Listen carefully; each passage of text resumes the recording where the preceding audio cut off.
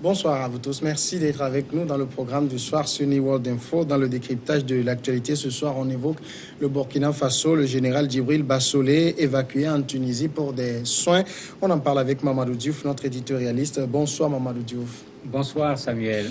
Le général Djibril Bassolé, jugé pour le coup d'État manqué de 2015 au Burkina Faso, a été évacué en Tunisie pour des raisons sanitaires, a annoncé le jeudi dernier le gouvernement burkinabé, accusé d'être l'un des cerveaux du putsch du 16 septembre 2015 qui avait fait 14 morts et 270 blessés. L'ancien chef de la diplomatie burkinabé, 62 ans, bénéficiait depuis plusieurs mois d'une liberté provisoire en résidence surveillée. Lors de sa première comparution en décembre 2018 au procès des auteurs du putsch, il était apparu affaibli, demandant à rester assis sur une chaise face au tribunal. Mamadou Diouf, est-ce que c'est les effets du procès qui agissent sur Bassolé?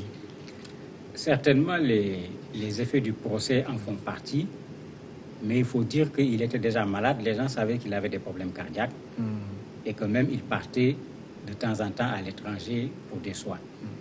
Bon, on sait très bien que souvent dans nos espaces, les conditions ne sont pas toujours réunies pour certains soins d'un point de vue spécialisé. Bon, quand quelqu'un comme ça est emprisonné d'abord, parce qu'il ne faut pas qu'on oublie qu'il a déjà été emprisonné. Et c'était la première cause que ses avocats avaient plaidé en disant qu'ils ne pouvaient pas supporter la prison, ce qui avait amené cette liberté, comme vous le dites, en résidence surveillée au niveau de Ouaga 2000, le quartier le plus cossu. Mais malgré tout ça, vous avez quelqu'un qui est mis quelque part, qui ne bouge pas, etc. Et bien sûr, en plus de l'effet physique de la maladie, il y a également l'effet psychologique de quelqu'un qui est accusé, qui attend un procès. Toutes ces pressions, effectivement, ont dû jouer pour aller dans le sens d'aggraver plutôt la maladie, d'autant plus que ce n'était pas la première fois. Plusieurs fois, il avait demandé à aller se soigner à l'étranger. Bon, avec les enjeux du procès, les gens avaient refusé à l'époque. Donc, toutes ces choses mises ensemble, certainement, ça a participé à détériorer son état de santé. Est-ce que ça a dû être une lourde bataille pour les avocats de Bassolé d'obtenir l'évacuation sanitaire? Oui, ça a été une lourde bataille. Ça, il faut le dire, parce que le peuple burkinabé est très sensible à tout ce qui touche à l'insurrection et au fameux coup d'État. Donc, quand les gens ont commencé à parler d'évacuation, la réaction a été de dire qu'on est en train de lui trouver une porte de sortie pour qu'il puisse s'enfuir, pour qu'il ne revienne pas. Bien que lui-même, plusieurs fois, il avait répété que lui-même, il a envie de s'expliquer, il a envie de se blanchir lui-même, et il disait souvent que même fuir, c'est comme une façon d'avouer que j'ai tort et j'ai peur d'être condamné. Il ne va pas fuir parce qu'il est convaincu que ce qu'on dit, ce n'est pas vrai. Il n'est pas le cerveau de ce coup d'État qui a été fait après l'insurrection. Donc, il y a ce truc qui est là, avec cette pression de la population, puisque les populations ne sont même pas d'accord avec toute cette procédure qui ne finit pas. Les populations voulaient un procès. On vient, comme les tribunaux populaires de Thomas Sankara, on vient rapidement, tout le monde est là, on fait le procès, on condamne. Mais bien sûr, c'est beaucoup plus compliqué que ce que la population demandait. Ça fait que l'État est un peu entre le marteau et l'enclume, respecter les questions du droit pour que le procès se fasse normalement et subir la pression d'une population qui a déjà jugé, qui a déjà condamné ceux qu'on considère actuellement comme des inculpés. Est-ce que Tunis, c'était le choix de Bassolé ou c'est les autorités burkinabées qui ont choisi cette destination? En fait, c'est les deux en même temps. Beaucoup de Burkinabés vont se soigner en Tunisie. D'ailleurs, même leur structure, l'équivalent de la CNSS ici, a contractualisé avec la Tunisie. Donc, que des Burkinabés qui partent se soigner en Tunisie, c'est bien quelque chose de bien connu. Donc, ce n'est pas une nouveauté en tant que telle. Et il y a eu des négociations également sur où il va aller, puisque les autorités burkinabées voulaient d'abord avoir un œil sur le où et être sûr de ne pas tomber dans un traquenard. Parce qu'imaginez qu'ils partent pour se soigner et qu'on doive dire aux populations que bon, on a perdu les traces de M. Bassolé, alors qu'il y a un qu'on cherche jusqu'à présent, l'ancien Premier ministre de la transition, Zida, qu'on ne parvient pas à avoir. Vous imaginez ce que ça allait faire.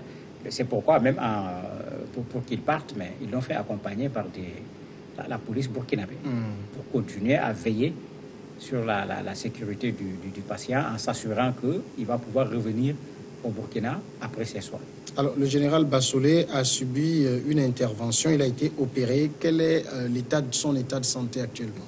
C'est parce qu'il n'est pas bon qu'il a été évacué. Puisque pendant un temps, l'option, c'était de le soigner au Burkina. Oui. Mais après la dernière opération, les gens se sont rendus compte que l'amélioration de son état de santé qu'on attendait, on ne l'a pas vu. Au contraire, comme vous l'avez dit, on le sentait de plus en plus faible quand il venait au niveau du tribunal.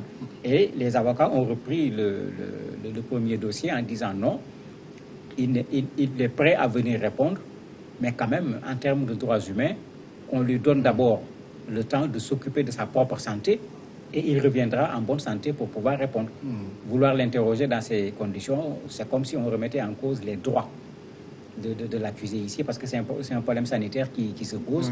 Et quand le porte-parole du gouvernement annonçait qu'il a été évacué, c'est les mêmes propos qu'il a pratiquement utilisés en disant que bon, on est là pour faire le procès, pour que le droit soit dit, mais ce n'est pas parce que le droit soit dit qu'on ne doit pas respecter également les droits de ceux qui pour le moment sont des inculpés. Donc les avocats ont dû taper fort sur la table pour qu'ils puissent être évacués parce que l'opération au Burkina n'avait pas résolu le problème comme cela a été souhaité. Alors ça veut dire qu'en Tunisie, les autorités burkinabées sont sûres que Bassolé reviendra? Mais bien sûr, le ministre l'a dit, son avocat l'a dit, ses proches l'ont également dit, le porte-parole de son parti NAFA, tout le monde est revenu sur cette question puisque c'était la raison qui faisait que à chaque fois qu'on demandait qu'il aille se soigner à l'étranger, il y avait eu cette hésitation. Je crois qu'ils ont obtenu suffisamment de garanties sur le fait qu'il va revenir avant de le laisser partir pour les soins en Tunisie. En plus du fait qu'on ne l'a pas laissé partir seul, il est accompagné. D'abord par la famille, son épouse est partie avec lui, le médecin traitant est parti, mais l'État a fait partir également des gens qui vont être chargés de veiller à ce qu'il se soigne et qu'il retourne au niveau du Burkina pour la poursuite du procès. Il reste en Tunisie pour combien de temps? Personne n'a pu le dire. Le ministre a dit le plus tôt. Il n'a pas précisé de date ou de délai.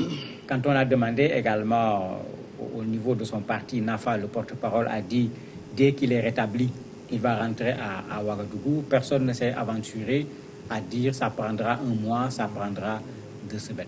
Donc pour le moment, difficile de dire quand est-ce qu'il va revenir. Alors même si Djibril Bassolé revenait et s'asseyait dans le box des accusés, est-ce que ça ne donnerait pas l'image d'un malade qu'on juge? L'image est déjà là. Puisque vous l'avez dit, par moment, il n'a pas pu rester debout. Parce qu'il faut également dire que c'est des procès fleuves. 83 personnes, vous imaginez un peu tous les matins, vous venez vous asseoir. Depuis combien de mois on est en train de... Nous-mêmes, on s'est à la limite déconnectés. Mais eux, ils continuent à venir. Puisque les témoins passent, on pose des questions, on appelle, on interpelle. Vous imaginez pour quelqu'un qui est malade, surtout quelqu'un qui a des problèmes cardiaques, ça finit par devenir extrêmement difficile. Donc, dans le procès, il était déjà dans cette situation d'un malade qui est en train d'être jugé. Et cette façon de faire le procès a dû jouer sur sa santé au point de détériorer son état de santé. Il était souvent à l'hôpital même, parce que ça, les gens l'oublient de le dire. Il n'était pas tout le temps en résidence surveillée. Régulièrement, il était hospitalisé à cause de son état de santé. Donc, le procès a vraiment joué sur la détérioration de son état de santé. Donc, on ne dira pas que quand il reviendra, ça va être un malade qu'on est en train de juger. On est déjà en train de juger un malade. Mais est-ce que ça aura un impact sur l'évolution du procès, en tout cas en ce qui le concerne personnellement? Oui, ça peut avoir un impact, puisque beaucoup de gens le considèrent comme le cerveau, bien qu'il n'était pas sur le terrain. Bon, il a toujours refusé cette question des appels téléphoniques. Il a fini même par décider de ne plus en parler quand il a été interpellé là-dessus. Bon, si c'est vraiment lui le cerveau, vous imaginez, on fait un procès, le cerveau n'est pas là, il y a quelque chose qui manque et c'est à la limite ce qu'il y a de plus important qui manque. Mais certainement, ça n'empêchera pas au tribunal de continuer parce que les populations s'impatientent déjà. Parce qu'il n'y a pas de résultat pour le moment. On interroge des gens, il ne faut pas oublier que lui, il a plaidé complètement non coupable. Il n'a rien reconnu dans ce qu'on lui reproche par rapport au coup d'État. Ce qui fait que il est dans une situation où, pour lui, il n'a rien fait, il n'a jamais cessé de le marteler. Il refuse même, comme je l'ai dit tout à l'heure, sur certaines choses de répondre, en disant que même s'il répond, c'est comme s'il se mêlait à la chose alors qu'il n'en fait pas partie. Vous imaginez, si lui, là, on s'arrête là pour ce procès, les populations ne comprendront véritablement pas. Et maintenant, pour la suite même du procès à l'heure actuelle, est-ce qu'on peut dire qu'on est en train d'approcher le bout du tunnel? Difficile parce qu'il y a beaucoup de dénégations. Quand ils ont reçu la hiérarchie militaire, par exemple, certains ont enfoncé le général Diendéré. Il a toujours répondu en refusant. Certains se disaient même, mais qu'est-ce qui se passe au Burkina? C'est les hauts gradés qui sont en train de se taper dessus. Oui. Parce que quelqu'un comme Bassolé, dont on parle, il est le seul général au niveau de la gendarmerie du Burkina. Donc, quand on parle de gendarmerie, c'est lui le top. Diendéré, tout le monde connaît. Donc, il y a vraiment cette passe d'armes entre ceux qui sont la crème à la limite du système militaire au niveau du Burkina Faso, qui fait que les gens se posent des questions. Est-ce que même ce procès ne crée pas des problèmes au niveau de l'armée en mettant cette division entre les gens? Maintenant, qu'est-ce que ça va donner par la suite? Difficile de le dire pour le moment parce que le tribunal est en train de faire son travail de fourmi et on ne les voit pas accélérer parce qu'il y a très peu de gens qui ont dit « j'en fais partie ». Certains ont dit c'est elle, certains ont dit c'est elle, l'autre a dit ce n'est pas moi. Vous imaginez que dans ces conditions, on n'a pas encore le bout du tunnel devant nous. Mamadou Diouf, merci d'avoir répondu à nos questions. C'est moi qui vous remercie. On observe un moment de pause et après on reçoit l'invité de ce soir.